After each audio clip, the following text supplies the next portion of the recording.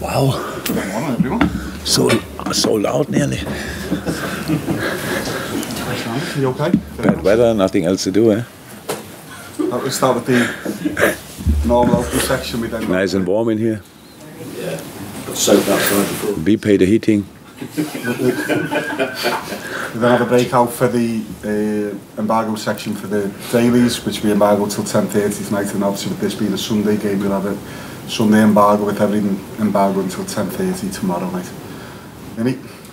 Jurgen, a number of positives the other night. Darwin obviously looked pretty lively as well. Just wonder, the fact that he's getting into good positions, the fact that he's getting chances, was that down to the work that he's been doing? Was it down to the change in formation? And on that change in formation, is that something you're likely to persist with as well? Wow.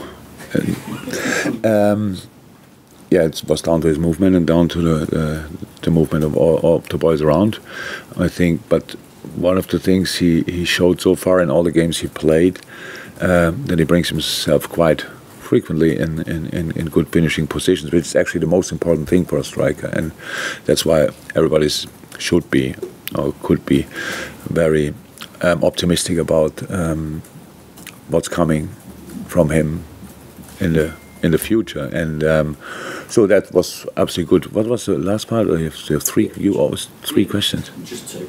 Two, okay. It was just the change in formation as well. Is that something you're thinking?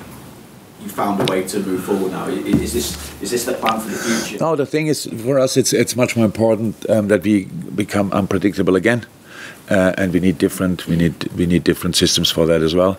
And so this is not the only system we can play. This was now a 4-4-2. That's always when you name systems, it's a 4-3-3 or it's a 5-4-5-1. So it's a 4-4-2 or a 4-2-3-1. Maybe don't want to make it more complicated than it is, but there are obviously different systems for us available, and we have to choose from now on which one is the best for the next opponent, and or the best for us in the moment.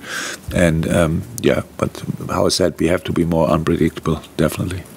We spoke to Virgil after the game as well, and he was talking about player welfare, kind of in relation to the criticism that Trent had received. And he said, I think that if the players from 10, 20 years ago were under the microscope that we are at the moment, there would also be a lot of players struggling. You try to shut it out, but other people call you and say, are you all right? And you think, why? It will always come to you. We have to deal with it, but it's not easy, let's put it that way. With that in mind, was there any consideration given to taking Trent out of the firing line, giving him a break, just to get away from things? I think I didn't hear that from Perch, but it sounds for me like more like a general thing. If we would have the criticism for like 20 years ago, or social media active 20 years ago, life of all the guys would have been completely different. Going out and stuff like this after a game, these kind of things would have been slightly different or more difficult at least. But that's clear. But nobody wants to go back 20 years. Yes, that's one of the challenges we face, and not Trent now. That's one of the challenges the boys especially face, because in good moments, the boys are probably guilty as well to like what everybody writes, and it's not important, to be honest. But in bad moments, when you don't like it, it's not important as well. But that's obviously something you have to learn over years. Trent is pretty good at that, pretty early. By the way, his birthday today, so 24 now. Wow. No, didn't think about that. Sing song for Trent at training later though. Yes. Last season, he scored 8 goals across 4 games with Arsenal and didn't concede. 4 against them at Anfield obviously came after yourself and Mikel had a few words on the touchline as well. Maybe you talking about that last season, how it sparked you guys on that occasion as well. But how much of a different proposition do you feel Arsenal are? Because it seems that Mikel has been given a bit of time. He was under pressure at one point, and they now effectively are the real deal in terms of the title race this season. Yeah, so I all my respect. Wow. Really, really good job. So it's like this, when you need some time, nobody wants to give you time. And maybe not all of us deserve time, because it's you still have to be good to use the time, and that was Klopp as he did. I have to say, really lots of respect for it. They had a lot of talent already in the last few years. I think Martinelli, everybody, I was very early excited about him, and he became exactly the player I expected he will be. Martin Odegaard. I spoke to him when he was 15 from Norway. And the whole world wanted him. He decided for Real Madrid. But I remember, as it would have been yesterday, that we sat on a table with his dad, and we were all so excited. And then there came a few difficult years, which is normal when you're that much in the spotlight. So he became the player everybody expected him to be that time. Saka. I think from first day since he's playing, it's incredible. And Gabriel Jesus, if anybody knew how good he could be, not in a Man City shirt, in a fixed role, fixed number 9, number 1 in the lineup, if you want, the fixed number 9 in the lineup. Then it was Mikel, because we worked together with him. Same with Zinchenko, so great things. Brought Xhaka back on track.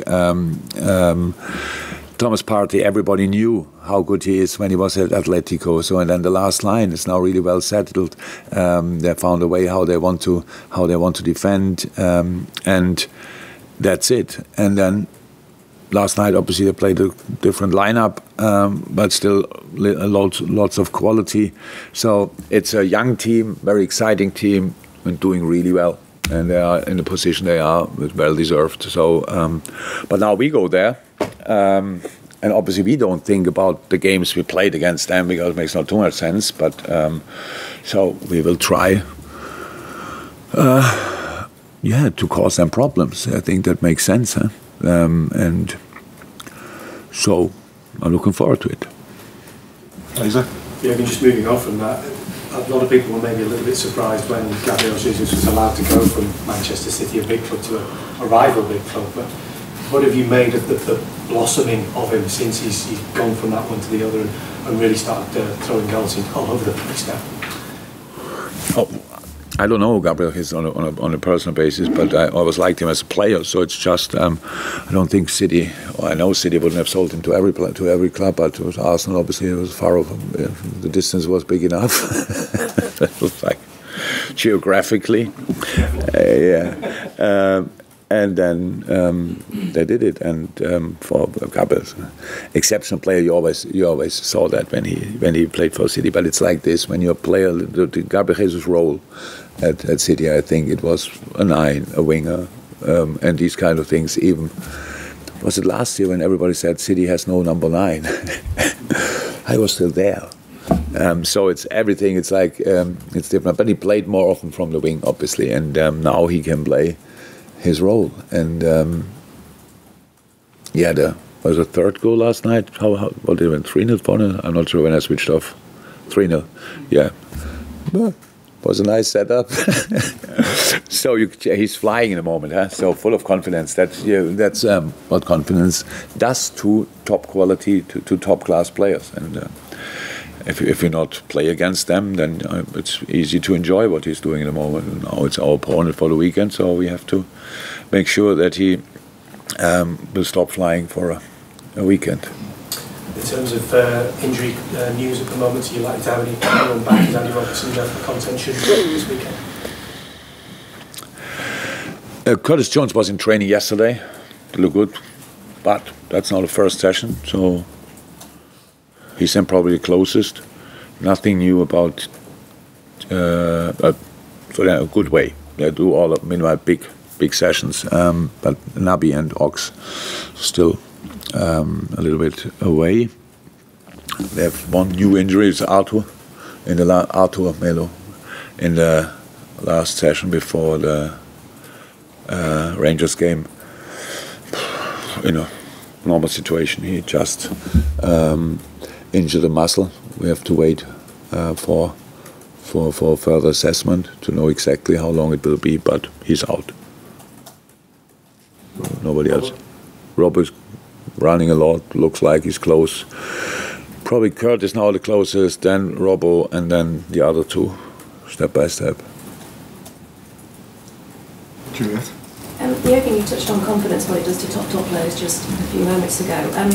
The body language felt different on Tuesday from your players. The crowd felt different, certainly, watching the performance. Do you feel the players now aren't far off from their best levels that we've seen? Look, Julia, what can I say about that? It's now we had this conversation a couple of times. We won against Bournemouth 9-0, and everybody, I think body language was pretty good that day, wasn't it? So that's how it is. We have to I said before the game, when you spot a problem as human beings and you think about it and you have a solution, then you want the solution instantly clicking. That's just the solution immediately. So and we are still in progress. It's like work in progress to find a way out there. That's how it is. So you cannot now say, okay, now we are back. Oh, we are back again in a dark place, and now we are back again here. We need consistency. For consistency, we need to defend the rubbish out of everybody, pretty much. Let me say it like this: we have to, and that's what we have to do. And I'm not interested now in this short-term diagnosis. Oh, that was good, that was bad, that was good, that was bad. No, we have to be good until we are outstanding. So that's what we have to be. And from here, go, improve. And I know Arsenal, Rangers away, which is obviously a different game, a really different game to the home game as well. And then Man City, yeah, what can I say? Yes, we are through the tunnel and I can see the light or whatever. I am very positive. I'm very optimistic. These players are outstanding still, but we have to perform, and that's what we're in. And that the body language was good, I saw as well. But it has to be good, and other things have to be really, really good as well on Sunday. Surely there can't be too much rubbish to get rid of, though. Use that word rubbish. There can't be too much more to get out. No. Yeah, there is no. That's why. But I wanted to say we have to defend the shit out of everybody we face, and that's why we use the word rubbish. So that obviously that's what we have to do, and that's what we try. James, can I ask you about Roberto Firmino, please? You can ask me about everything. That's as many league goals as you got last season. And then I take him out of the lineup. Yay. So there's nothing. Yes, Bobby was the goals he scored against Brighton were absolutely outstanding. The goals he scored, but for the game at the weekend, we thought it makes sense to play like this. And we play a lot of games, these kind of things. Bobby's an incredibly important player to me and to us, especially. But it's that was it. Yes, I'm happy with his goal scoring record so far, and hopefully he can put a few more on. And how frustrating is it to when you concede first in league games of late? It's as much you can do about it. Look, the problem in our situation is even if you win a game, somebody comes around the corner and tells you the problem from the game before. What do you do now? So how often did we now speak about that? How often? Because we conceded that often, this first goal. I know that. But my English is not good enough to describe the frustration in these moments. But the game still doesn't end there. Then you have to respond. It's not in our match plan. You can watch. I can give you the match plans of all the games. It was not in one of them was involved. Let's concede the first goal. So we want to be spot on from the first second of the game. And I understand you can say that, and it's one of my dreams for this season that nobody asks me about it anymore, but not because you forget it, not just because we don't do it anymore. But yeah, it's not cool. But in the last game, it didn't happen at least. So maybe we can go from there. Carl Malcolm. You spoke earlier about wanting to be unpredictable again. We have to be. Yeah, because you've been so wedded to 4-3-3, and a lot of your lines with almost the same players. So have teams finally worked out how you? Yeah. Teams worked out how you can play against us when we are not at our best. But actually, that was all. It's funny that we are. Other teams have worked out how to play against us since years. But it still didn't work out for them because we were exceptional in the moment in the things we did. So in the moment when you're not exceptional, then it looks like now they realize no. I could in our best games I could show you the parts where we could have got problems. Here, there, here. But we didn't because we put so much pressure on the opposition that they couldn't find these spaces. That's the risk you take. In a moment when you don't play on your top, then these gaps are still there. So and then play the pass through, and then now we look like now they know how to play against them. No, it was always clear. It's not whatever system we play. There's no system in the world with no weakness. With no weakness. There's no. You play with 5 in the back, 3 in the back, 4 in the back, no one in the back. There's no system. So, and it's all about how we perform. So I understand, but 100% of people, it's a 4-3-3, and you know exactly. That's not about that. It's really not about that. It's how we, what we did, and how, with which intensity we did it, and these kind of things. That changed everything, because defending in a 4-3-3 or a 4-5-1, you can just, if you look at it, you know where the gaps are. So, but you fill them by with your movements, and then the gaps are not really existing or are only open for a wink, and then you close it again. So that's the way you have to play. And there's no system we can now rely on and say, okay, from now on this is perfect, because we know how to play against other teams. That's how it is. You see how they play usually, and that's the problem with us. Most of the time teams change system. Arsenal will not do that now. They believe in what they are doing 100%, rightly so. So we know how to prepare for Arsenal, but in the end it's how we execute it. Does the unpredictability help you more offensively than defensively? No, unpredictability should. Unpredictability is like, if you prepare for us, I just like it. But in the moment, I think it makes sense that I just have to think twice or at least 3 times, so where there might be something which they could use. And for us, it's both things is important. So defensively, being compact, and offensively, having different players in different positions, both make sense.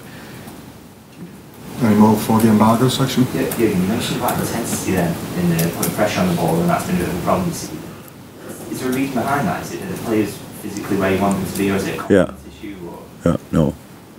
But a confidence issue. Yeah. No, that's a bit. So for the way we defended, you need to be brave. So we come now back again to, by the way, how our fullbacks defend. Usually we jump with our fullbacks to the fullback of other teams. That was great. And when we win the ball, then put them on press, all great. We are not arrived there, not the right moment. They just pass the ball past our fullback, which is then obviously not in his position in the back line. And you all and outside world tells them, you cannot defend like this. Oh yes, you can.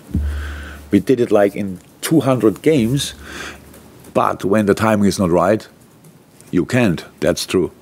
That's always the case. If you are late in a challenge, there's no challenge. Actually, that's in all situations the same. So I'm a bit surprised that I look in these surprised eyes, because that's obvious football. How you do that, and sometimes you have to do a step aside or step back or whatever to get that timing again. So in football, in our case, we don't talk about we wanted it last year with 100% and this year was only 80%. There might be the boys wanted it 100%, but maybe put in only 97%, but not consciously.